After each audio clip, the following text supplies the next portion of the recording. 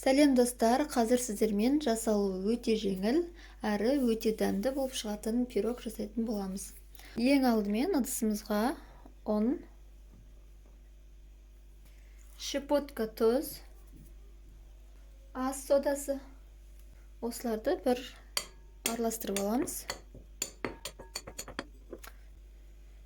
Енді үстіне майымызды 4 тығып турап саламыз. Май міндетті түрде холодильниктен шыққан, салқын болу керек.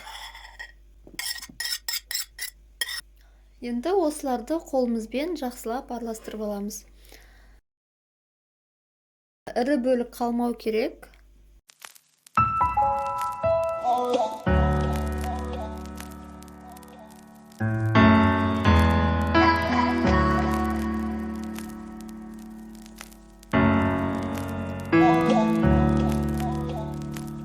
Мінекей бізде осындай масса шықты, ірі бөлік қалған жоқ. Барлығы осылай үгітіліп тұру керек. Енді осы массамызға жұмыртқамызды саламыз. Және қант.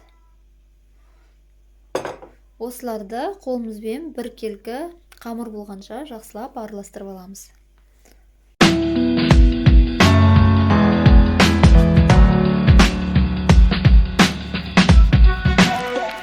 Мінекей бізде осындай қамыр шықты. Енді осыны қазір формамызға жайғастырамыз.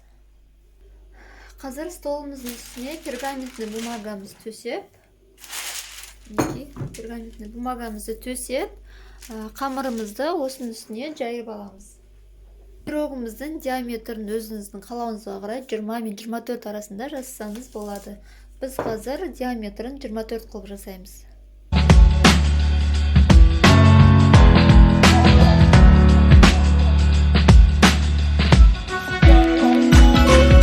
Мінекей қамырымызды жайып алдық. Енді осы қамырымызды протеинімізге салып аламыз. Мінекей протеинге салып алдық. Енді үстіне формамызды қоямыз. Формамыз бізде 24 диаметрі 24 сантиметр. Осылай қойып, үстінен басып, кесіп аламыз. Домалақ формасын шығарып, кесіп аламыз. Шетіндегі артықтарын алып, жан-жағына бортик жасаймыз. Мінекей осылай алып, жан-жағына қойып шығамыз. Қалыңдау болса, кішкене басып жібереміз. Екеуінің бірігетін жерін жақсылап біріктіреміз. Начинкамыз ағып кетпес үшін.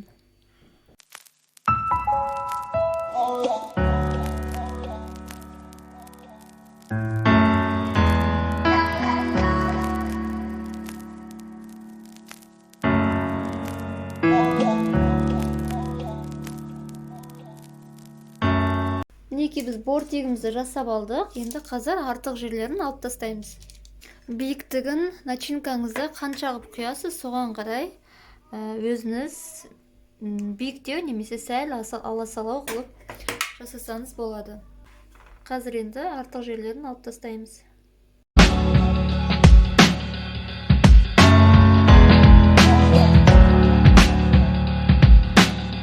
Мінекей артық жерлерін кесіп алдық. Мына жерге сәл кішкене қатты кесіп қойып, үстін жалғап жібердім. Ең бастысы, екі қамырдың бірігетін жерін жақсылап жабыстырсаңыздар, начинка ағып кетпес үшін. Жалпы пирогтың диаметрін өзіңіздің қалауыңызға қарай, айтып өткендей, кішірек немесе үлкенірек қылып жасасаңыз болады. Сондай-ақ бортигінде биігірек немесе аласалау қылып жасасаңыз болады. Бізде мынанша қамыр артылып қалды. Бұларды енді домалақтап жан-жағына печенье жасап қоя саламыз.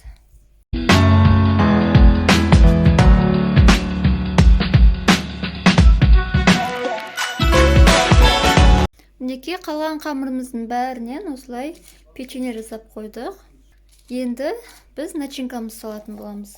Начинкаға грецкий орех пен изюм саламыз. Бұның да нақты өлшемі жоқ. Өзіңіз қалауыңызға қарай көбірек немесе азырақ салсаңыз болады.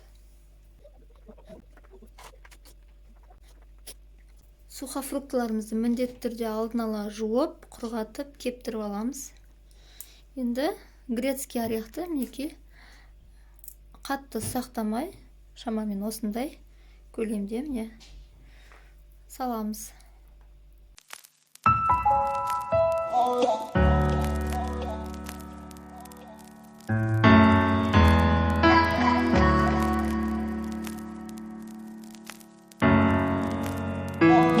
Изюмдарымыздың арасын кішкене біркелкі қылып орналастырамыз, былай арасында барлығы бір жерде орналасқан болса, немесе изюм салынбай қалған жерлер болса, сол жерлерін жақсылап жайғастырамыз. Енді ең соңында үстіне сгущенка құямыз. Мен Деп фирмасын қолданамын әрдайым.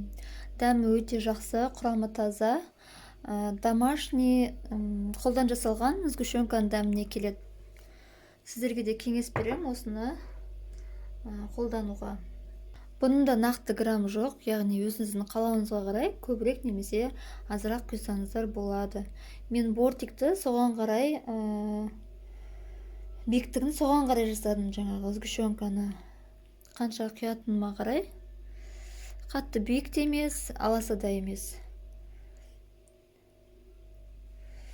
Бортик шамамен менде 2-де 7 сантиметр болды.